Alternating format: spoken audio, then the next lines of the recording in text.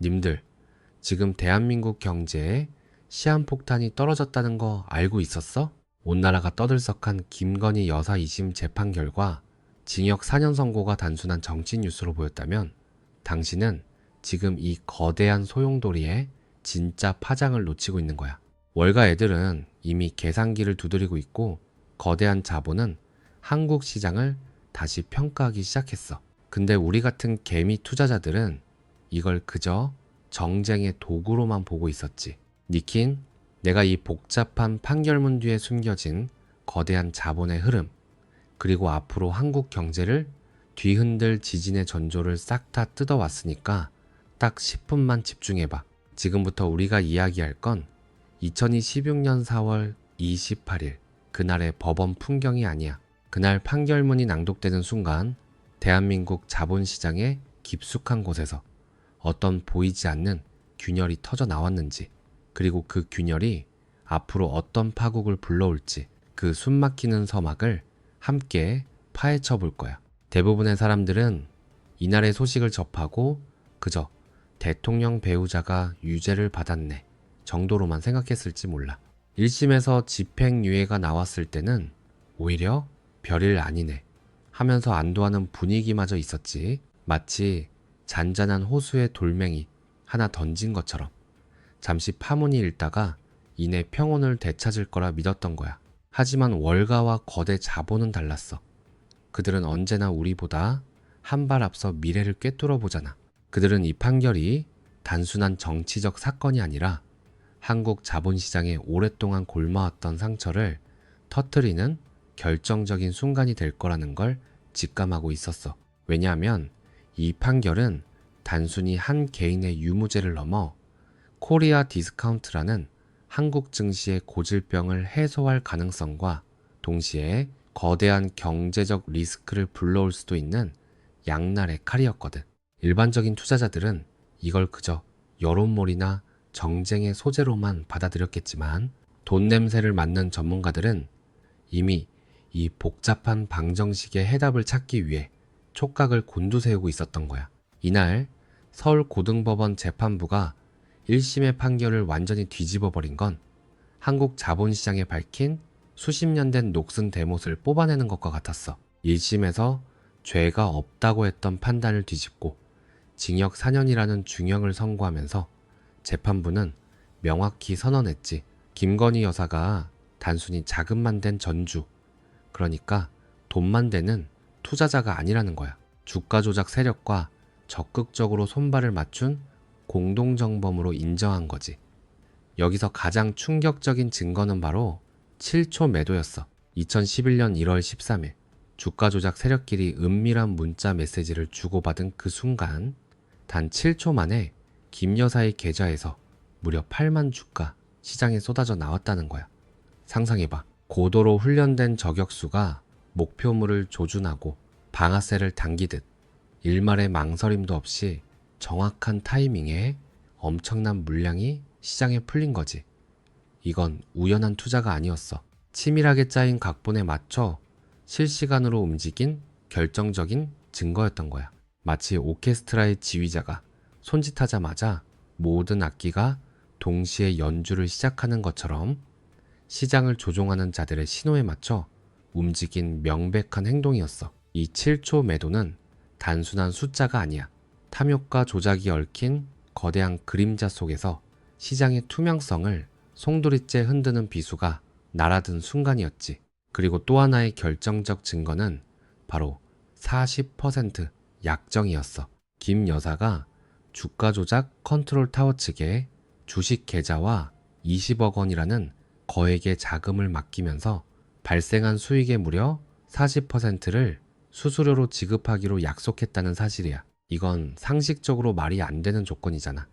만약 정상적인 투자였다면 누가 수익의 거의 절반을 떼어주겠어? 이 비상식적인 약정은 재판부에게 김 여사가 주가 상승이 자연스러운 흐름이 아니라 인위적인 시세 조종을 통해 부당 이득을 얻으려는 계획을 최소한 알고 있었거나 심지어 용인했다는 강력한 증거가 됐어. 마치 짜고 치는 고스톱판에서 판돈의 큰 부분을 미리 떼어주기로 약속한 것과 다름없는 거지. 이 두 가지 핵심 증거는 그동안 한국 자본시장에서 권력층이나 거대 자본의 불투명한 자금 흐름과 면죄부 관행이 얼마나 심각했는지를 여실히 보여주는 차가운 현실이었어. 여기에 더해 이 판결은 샤넬백 논란을 통해 고위 공직자 배우자의 청렴 의무를 전례 없이 엄격하게 해석했어. 재판부는 샤넬백 같은 고가의 선물을 받은 행위에 대해 구체적인 청탁이 없었다는 1심 판결을 뒤집었지. 대통령 배우자라는 막강한 지위를 고려할 때 아무런 대가 없이 그런 선물을 받는다는 것 자체가 묵시적인 청탁이 전제된 것으로 봐야 한다고 판단한 거야. 이건 단순히 뇌물죄의 범위를 넓힌 걸 넘어서 공직자뿐 아니라 그 배우자에게까지 알선수재에 준하는 높은 도덕적 기준을 적용하겠다는 강력한 메시지를 던진 거야. 마치 건물을 지탱하는 기둥에 작은 균열 하나가 생겼다고 생각했는데 알고 보니 그 균열이 건물의 뿌리 깊은 곳까지 연결되어 있었다는 걸 뒤늦게 깨달은 것과 같아. 이 모든 판결은 한국 자본시장의 근간을 뒤흔드는 경고음이었어. 그동안 코리아 디스카운트의 주요 원인 중 하나로 지목되던 불공정한 자본시장 관행과 권력층의 특권의식에 법의 칼날이 정면으로 겨눠진 거지. 이 판결이 불러올 폭풍은 이제 막 시작됐어. 보이지 않던 균열은 이제 명확히 드러났고 이 균열은 앞으로 대한민국 정국과 경제 정책 전반에 거대한 파장을 던질 거야. 우리는 이제 이 지진이 어떤 파국을 불러올지 그리고 그 속에서 우리가 어떤 기회를 잡을 수 있을지 냉철하게 지켜봐야만 해. 판결이 떨어지자마자 대한민국은 마치 거대한 빙산이 쪼개지는 듯한 격렬한 진동을 경험했어. 재판장이 판결문을 낭독하고 망치를 두드리는 순간 청와대라고 불리던 대통령실은 말 그대로 숨막히는 침묵에 휩싸였을 거야. 모두가 굳은 얼굴로 화면을 응시했겠지. 이미 예상은 하고 있었다지만 막상 현실이 되자 그 무게는 상상을 초월했을 거야. 대통령의 얼굴에는 좀처럼 보기 힘든 깊은 그늘이 드리워졌고 보좌진들은 오가는 시선 속에서 패닉에 가까운 혼란을 감추지 못했을 거야. 집권당인 여당은 말 그대로 비상 상황에 빠졌어. 당장 눈앞에 닥친 지방선거와 다음 총선이 파노라마처럼 스쳐 지나갔겠지. 지지율은 바닥을 쳤고 당내에서는 이 판결을 어떻게 해석하고 대처할지를 두고 격렬한 논쟁이 벌어졌어. 누군가는 대통령 배우자를 감싸야 한다고 주장했고 또 누군가는 국민의 뜻을 거스를 수 없다며 선을 그어야 한다고 목소리를 높였을 거야. 그야말로 아수라장이었지. 반면 야당은 이 기회를 놓칠 리 없었어. 물 만난 물고기처럼 연일 맹공을 퍼부었지. 사법 정의가 살아났다. 국민이 승리했다는 구호를 외치며 여당과 대통령을 향해 총공세를 시작했어. 국회는 한순간에 거대한 싸움터로 변해버렸지. 정쟁의 불길은 걷잡을 수 없이 타올랐고 모든 정책 논의는 실종됐어. 마치 폭풍우가 몰아치는 바다, 위작은 배처럼 대한민국 정치 전체가 거친 파도에 휩쓸려 어디로 나아갈지 알 수 없는 혼돈 속에 빠져들었어. 그리고 이 정치적 경랑은 곧바로 한국 자본시장이라는 거대한 바다에 쓰나미를 불러왔어. 월가의 냉철한 투자자들은 이 상황을 정치적인 이슈로만 보지 않았어. 그들은 곧바로 계산기를 두드렸지. 대통령 배우자가 유죄 판결을 받았다는 건 현 정부의 도덕적 권위가 심각하게 손상됐다는 의미였어. 이는 곧 정책 추진 동력 상실로 이어질 수밖에 없었지. 그동안 정부가 강력하게 추진해왔던 밸류업 프로그램 같은 증시, 부양책들도 힘을 잃을 거라는 불안감이 시장에 퍼지기 시작했어. 기업 지배 구조 개선을 통해 코리아 디스카운트를 해소하려던 노력이 한순간에 물거품이 될 수도 있다는 우려가 제기된 거야.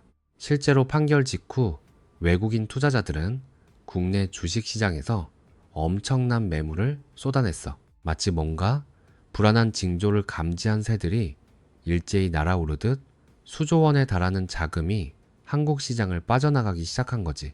특히 주가 조작과 관련된 의혹이 명확해지면서 그동안 한국 증시에 고질병처럼 따라붙었던 불투명성과 정경유착이라는 오명이 다시 한번 부각됐어.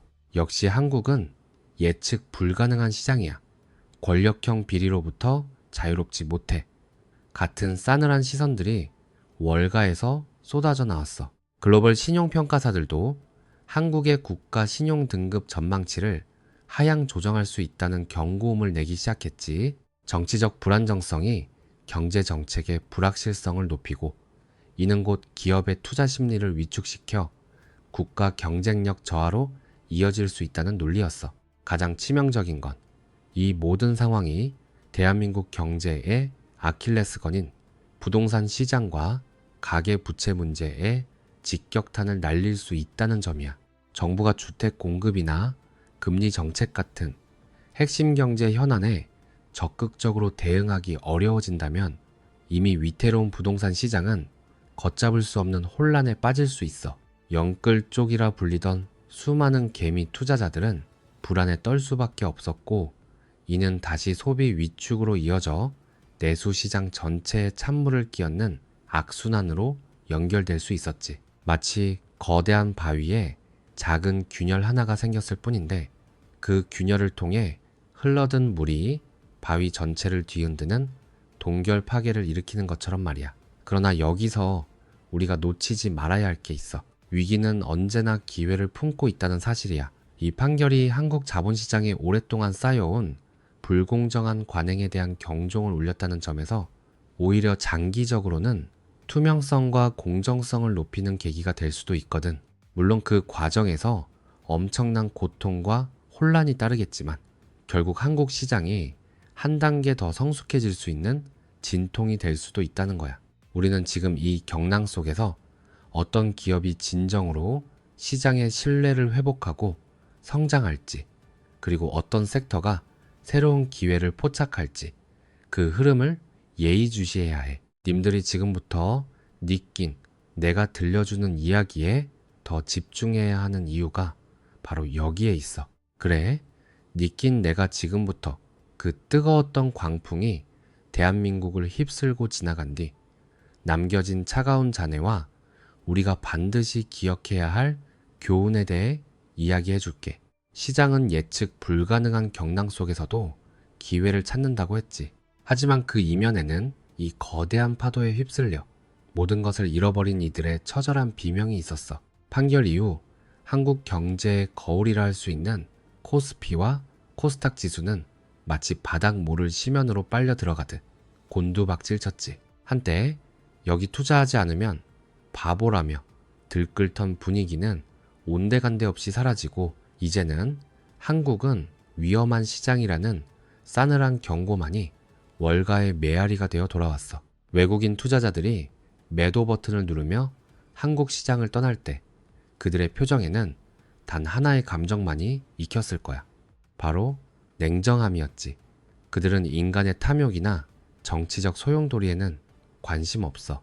오직 숫자로 말하는 이익과 리스크, 그것만이 그들의 언어였어. 가장 아팠던 건 한때 벼락부자의 꿈을 꾸며 영혼까지 끌어모아 투자했던 수많은 개인 투자자들, 바로 영끌 쪽의 몰락이었어. 대통령 배우자의 주가 조작 의혹이 사실로 드러나면서 그들의 희망은 순식간에 모래성처럼 허물어졌어. 한때 투자 성공을 자랑하며 SNS를 뜨겁게 달궜던 그들의 계좌는 이제 깡통이 되었고 한껏 부풀었던 기대감은 깊은 절망과 자책으로 변했지. 새벽잠 설쳐가며 들여다보던 주식앱의 빨간불은 어느새 새파란 손실을 알리는 파란불로 가득했어.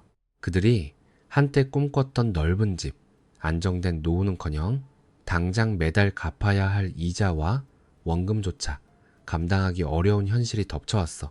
텅 빈 거래소의 모니터 불빛 아래 한숨 섞인 탄식만이 가득한 차가운 공기는 그 어떤 화려한 수사로도 담아낼 수 없는 참혹한 풍경이었을 거야. 많은 이들이 이자조차 감당 못해 살던 집을 경매로 내놓아야 했고, 가족들은 해체되고, 사회 곳곳에서는 깊은 불신과 상실감이 만연했어. 이 사건은 단순히 한 개인의 몰락이나 정치적 스캔들로 끝나지 않았어. 그것은 한국 경제 시스템 전체에 드리워진 그림자였지. 그동안 우리가 애써 외면했던 코리아 디스카운트의 근본적인 원인, 즉 불투명한 기업 지배 구조와 권력과의 유착고리가 다시 한번 적나라하게 드러난 거야. 시장은 공정하다는 믿음이 깨지자 장기적인 관점에서 한국 시장에 투자하려던 건전한 자본마저 등을 돌렸어.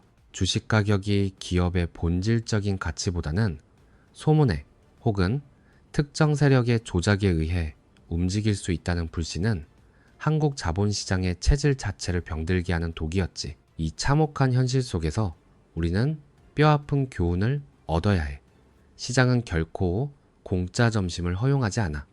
단기간의 달콤한 유혹 뒤에는 언제나 예측 불가능한 리스크와 냉혹한 심판이 숨어 있다는 사실을 말이야. 한때 광풍처럼 불었던 투기 열풍은 결국 우리 사회에 깊은 상흔만을 남겼을 뿐이야. 돈을 좇는 인간의 욕망은 늘 시장의 역사를 관통해 왔지만 그 욕망이 통제되지 않았을 때 어떤 비극을 초래하는지 우리는 다시 한번 목도했어. 이제 우리는 이 붕괴의 잔해 위에서 어떤 미래를 그려나가야 할까? 우리의 자산이 투명하고 공정한 시스템 속에서 진정한 가치를 찾아갈 수 있도록, 그리고 다시는 이러한 비극이 반복되지 않도록 우리 모두는 끊임없이 질문하고 감시해야 할 때야. 권력과 자본에 감춰진 유착고리를 끊어내고 시장의 공정성을 확보하는 것이야말로 우리 모두의 자산을 지키는 유일한 길임을 이 차가운 폐허가 우리에게 묵직하게 경고하고 있는 것은 아닐까?